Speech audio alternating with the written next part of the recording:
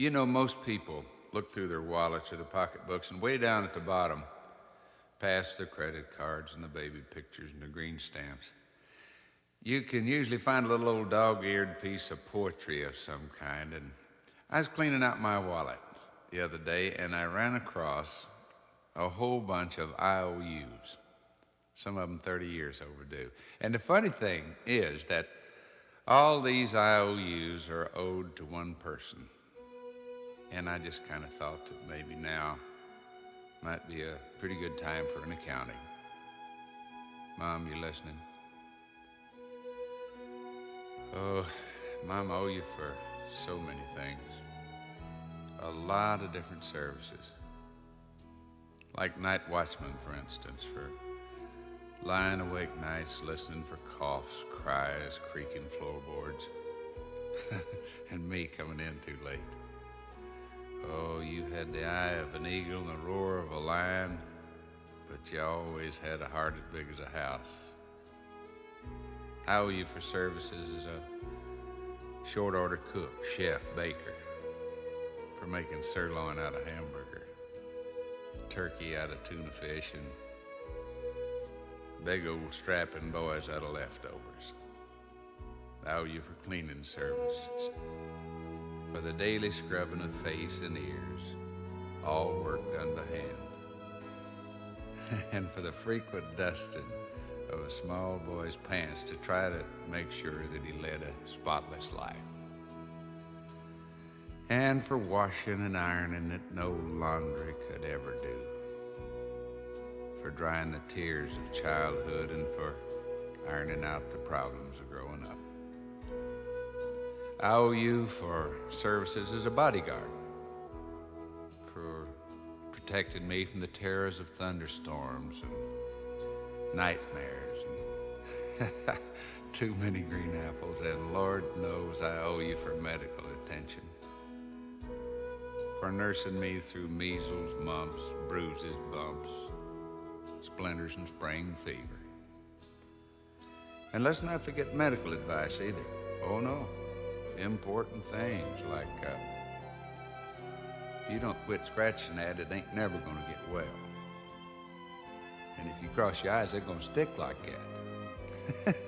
And probably the most important was, boy, you be sure you got on clean underwear in case you're in an accident.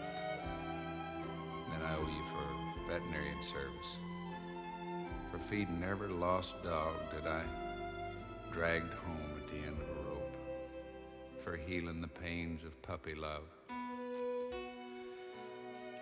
And I owe you for entertainment. Entertainment that